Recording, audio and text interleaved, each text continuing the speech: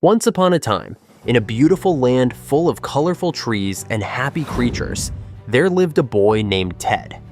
Ted lived in a town called Thneedville, where everything was made out of plastic and metal, and not a single real tree could be found.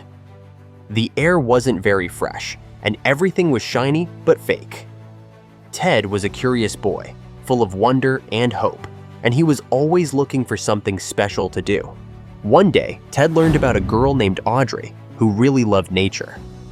Audrey had painted pictures of what trees used to look like, with their tall trunks and leaves that swayed in the wind. She had never seen a real tree, but she dreamed of them, and Ted wanted to impress her. So, Ted decided he would find a real tree for Audrey. Ted's grandmother, who was the only person in town who seemed to remember the old days, told him that if he wanted to find out what happened to the trees, he should visit a strange person called the Once-ler, who lived outside of Thneedville. Ted was nervous, but he was determined, so he got on his scooter and set off for the edge of town. The world outside Thneedville was not as bright and happy as the town. It was gray and empty, with nothing growing anywhere. Ted traveled a long way until he finally found the Once-ler's house, a rickety old building surrounded by broken things. The Once-ler was mysterious, hiding behind curtains and speaking in a raspy voice. He agreed to tell Ted the story of the trees, but only if Ted promised to keep coming back a little each day to hear the whole story. And so, the Once-ler began his tale. A long time ago, the land was not empty and gray like it was now. It was full of beautiful truffula trees. The truffula trees had colorful, fluffy tops that smelled sweet like fresh fruit, and their leaves were soft like silk. The animals loved the truffula trees. Brown barbaloots played and ate the delicious fruits. Swomy swans flew around and sang, and humming fish swam in the clean, sparkling streams. The Once-ler was a young, ambitious man back then. He had big dreams of making something important and becoming rich. One day, he discovered the truffula trees and decided that their soft, colorful tufts were perfect for making a product he invented called a thneed. A thneed was a sort of cloth that could be used for many things. It could be a scarf, a hat, or even a towel. The Once-ler was sure that everyone would want one. So he chopped down his first truffula tree to make a thneed. As soon as he cut it down, a strange creature popped out of the stump. This creature was the Lorax. The Lorax was small and orange, with a big mustache and a serious expression. He spoke for the trees because the trees couldn't speak for themselves. He told the Once-ler that cutting down the trees was a bad idea. The Lorax warned that the trees were important for the animals and the land, and that chopping them down would cause problems. But the Once-ler didn't listen. He thought he knew better. He wanted to make money, and he was sure that people would love his Thneeds. And he was right. Soon, people were buying Thneeds, and the Once-ler became very successful. He built a factory, hired workers, and started chopping down more and more truffula trees to keep up with the demand. He didn't care about the Lorax's warnings anymore. He was too busy getting rich. As the Once-ler's factory grew bigger, the land began to change. The beautiful truffula trees disappeared one by one, until there were hardly any left. The brown barbaloots didn't have enough fruit to eat, so they had to leave.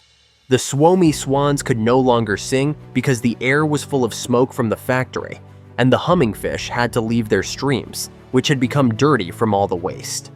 The Lorax kept warning the Once-ler, but the Once-ler ignored him. Finally, the last truffula tree was cut down. The Once-ler realized too late what he had done. Without the trees, his factory couldn't make any more Thneeds. His workers left, the machine stopped, and everything became quiet. The beautiful land was now empty and gray, just like the place Ted saw when he went to visit the Once-ler. The Lorax looked around sadly at what had happened and then lifted himself into the sky, leaving behind only a small pile of rocks with the word "unless" carved into them. The Once-ler was left alone, with nothing but his regrets. He finally understood what the Lorax had meant. Leaving behind only a small pile of rocks with the word "unless" carved into them. The Once-ler was left alone, with nothing but his regrets. He finally understood what the Lorax had meant. The Lorax had tried to tell him that the trees and animals were precious, and that they should be cared for, not destroyed. But the Once-ler hadn't listened until it was too late. Thneeds. Back in Thneedville, things weren't easy for Ted. The town was run by a man named Mr. O'Hare, who had made a fortune selling bottled air to the people of Thneedville. Mr. O'Hare didn't want real trees to come back because real trees made fresh air for free. And if people had fresh air, they wouldn't need to buy his bottled air anymore. Mr. O'Hare was greedy and only cared about his money, so he tried to stop Ted from planting the seed, but Ted was brave and he didn't give up.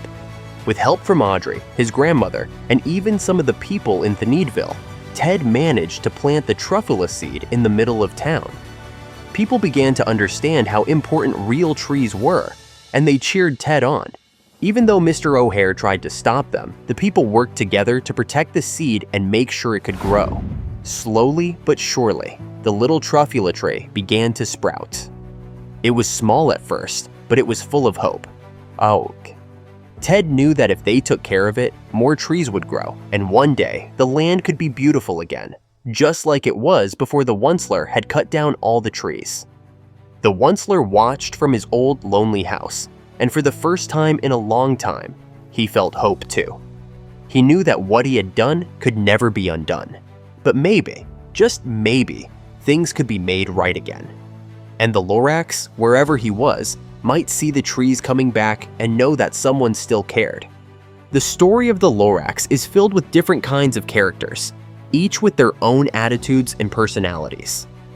Ted is brave and hopeful, always willing to do the right thing even if it's hard. He cares about nature and about Audrey, and he wants to make the world better. Audrey is creative and kind, and she inspires Ted with her love for nature and her dreams of seeing a real tree. Ted's grandmother is wise and supportive, and she knows the importance of the past and of remembering what was once beautiful.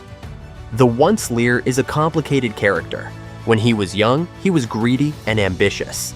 He didn't think about how his actions would hurt the world around him. He only cared about making money and becoming successful. But as he grew older and saw what he had done, he began to regret his choices. He became sad and lonely, living with the consequences of his mistakes. In the end, he wanted to make things right, and he gave Ted the last Truffula seed because he still believed in hope. The Lorax is a guardian of the forest. He is wise and cares deeply for the trees and animals. He tries to warn the Once-ler, and he speaks for the trees because they cannot speak for themselves. The Lorax is serious and determined, and even though he leaves when the last tree is cut down, his message stays behind. He represents the importance of protecting nature and standing up for what is right. Mr. O'Hare, on the other hand, is selfish and greedy. He only cares about making money, even if it means keeping the people of Thneedville from having real trees and fresh air. He tries to stop Ted because he wants to stay in control, but in the end, he cannot stop the power of people who care about each other and the world they live in.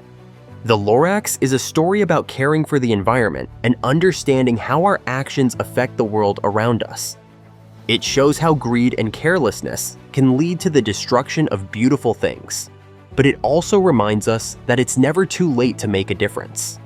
The story teaches us that we all have a responsibility to take care of nature, and that even one person can make a big change if they care enough. The Lorax's message is clear. We have to speak up for the trees, the animals, and the world we live in because they cannot speak for themselves. And just like Ted, we have to be brave and stand up for what is right, even when it's not easy. The story ends with hope, showing that if we work together and care for our world, we can make it beautiful again.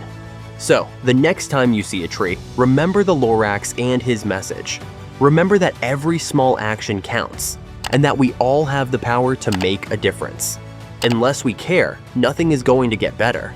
But if we do care, we can make the world a wonderful place once more.